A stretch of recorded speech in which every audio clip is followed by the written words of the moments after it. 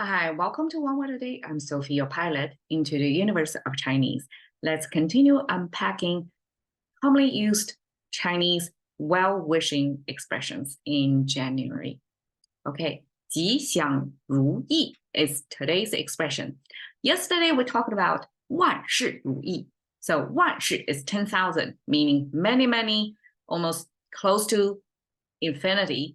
事 things, events, happenings, outcomes, like just go as you wish. So 万事如意 simply means always as you wished. But in comparison, today's 吉祥如意 has a little bit broader blessing in a sense of it's blessing a peaceful time and it's blessing a good outcome for your tribe, for your community, rather than just for your individuals.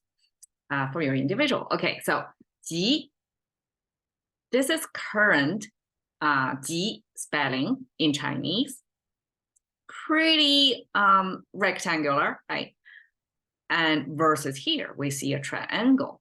Triangle icons in contemporary Chinese, I don't see them at all. But apparently it existed in history. Things were written more visually realistic to represent what that is. So ancient times, triangle, especially this kind of sharp-ended, angled triangle, it was used as arrowhead, right? So the whole triangle with this little attachment thing simply is arrowhead. And that symbolized weaponry. And the bottom here looks like a smiley face, right? But in the context with weaponry, it could be a container to hold the weapon. So when weapons are in storage, meaning not in use, arrows are not being used to shoot anybody. So that's peaceful time. There are a few logical deduction over there. So from the arrow in storage, we deduce right now it's peaceful time. Therefore, it's lucky. 吉 in today's context, it means lucky, and almost like a happy-go-lucky, like go as your personal, best outcome. But in the historical context, that actually means it's peaceful time. Therefore, it's lucky for everybody in that land. Okay, 祥, we have this, I call it a divine decoder symbol on the left, and we have the lamb symbol on the right. Divine decoder was said to be a shape of podium that the specialized, I guess, equivalent to oracle in the Western culture are going to stand in front of there and probably use their own tools instead of like a glass ball. There were Chinese ways of tools to do this fortune telling thing. As far as I know, they can read mostly weather, right? Because weather is most influential to everyday people's lives in an agrarian society. So this divine decoder most likely was acted actually as a weather forecaster. So this is one version to view this as a podium. And the second version is, our later on humans embedding of meanings to that. The two horizontal lines means heaven and earth. The three vertical lines means past, present, and future. So you have both space and time for somebody to pin down, given this space and time, what's going to happen. So that's fortune telling. And again, this is more like a broad, I guess, as a national fortune telling. It's not just fortune tell to your own plot of life, but it's the whole outcome for the people on this land. So in that sense, this is national fortune telling. Okay, and there's sheep or the lamb symbol on the right. Visually depicts the lamb. The three horizontal lines depict the fluffy furs of the lamb. So it's kind of anti-gravity, right? It's not dripping down, it's going horizontal to show you the furs. And then the signature horns of the sheep, and then the tiny little feet over there. So that's a frontal view of the sheep or lamb. And lamb was used as animal sacrifice to give the best kind of meat to God in exchange for favorable weather conditions, right? So when the fortune teller is forecasting lamb, meaning something good to happen, because lamb was used as animal offering as the best of the meat. So lamb was naturally associated as this exchange, like we send this off, we are expecting that in return, right? So when this lamb was forecasted, that means it's a good trade that involves good offering, right? So that eventually becomes auspicious. So somebody's fortune is tea leaf reading, right? And then tell you it's good things are incoming. So that's 祥.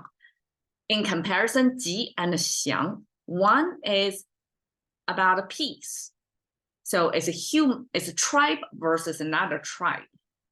You have your tribal environment, survival environment that involves hostility or peacetime with other tribes. So that's human level of good things, good environment, versus 祥 is human versus nature, that you're going to get, fortune teller tell you it's going to be, lamb level, best kind of meat, best kind of condition incoming. So that's human versus nature kind of good things are auspicious. So the two, one is human, one is human nature. Okay, that's 吉祥. And 如, we have this unmarried woman or girl in general, plus the mouse symbol. That means behaviorally, women were supposed to be submissive, right? They do what's told to do. So the mouse symbol acts as the instruction giver, and the female symbol acts as the instruction receiver. So there is this one following the other dynamic over there. And eventually this becomes like, I don't even ever think about various women and instruction involved. I mean, how would that trigger feminism in today, right? But that's in Chinese language. Until I do this unpacking, I wouldn't even notice that. But since we unpacked, that's the original, that's how this character was built. But eventually that, female following instruction, original story there was forgotten. And then this comparison, this A as B structure preserved. And that becomes today's 如, that simply is a comparison. Okay, 意 means intended or intention or intent, whatever format you put it in, but it means the music of the heart or the singing of the heart. We have the heart symbol at the bottom, chamber, incoming tube, outgoing tube, connected by a self-powering line, a bloodline. So that's the structure of heart. On the top, there is music making. Music making is made of singing. So it started with vocal music. And the vocal music started with the mouth symbol that's related to, where the sound comes out. And this horizontal line means sweet. So when the sound comes out as sweet, well, the reason why it's sweet because ancient people, just like today's people, like candy, anything that's sweet to taste. People like to hold it in the mouth for long. So if something is in the mouth, sustained there for a long time, you kind of can deduce that's the flavor of sweetness. So when we see sweet and the mouth symbol, something sweet in the mouth, and then we have the top, two horizontal lines with convex shape connected with vertical line. That is said to be Chinese ancient corporal punishment tool. I never, find out. I haven't up to this point found out yet what that tool looks like, how it's used on people, but it was supposed to inflict pain on your body. And that eventually become symbol of courtroom proceeding. So I guess back then, corporal, pain inflicting equipment was used in courtroom proceeding. And then that eventually becomes the symbol for power. So power, somebody who is in the power to speak, to sing, then eventually become vocal music. So I interpret it as somebody who is in a power to sing, meaning ancient times, the singing was probably not for human to human entertainment. It's more like this xiang, it's human to nature or divinity, to pray, to beg, to ask for a favorable condition. And this vocal music, kind of like church, right? In the choir's function still serves as kind of like sending the message to humans. Of course, humans are the listeners there, but it's supposed to, the sound go upward, going to heaven, some divinity supposed to hear it. So that was the vocal music making, this divine communication way, right? And then eventually that becomes music in general, including instrumental music. So the music of heart, then in Chinese, made up together of these two parts to mean intention. It makes sense, right? Because that's your, I guess music can be viewed as your, music can be perceived as energy, as wave, right? Sound waves is your frequency. So in that sense, it can represent your mental state, what your intent to do. So I think it's reasonable for Chinese character to pair these two together to mean intent, because the intent is something unspoken, but you can feel, you can through behavior show that intent, and somebody else going to receive that music or frequency.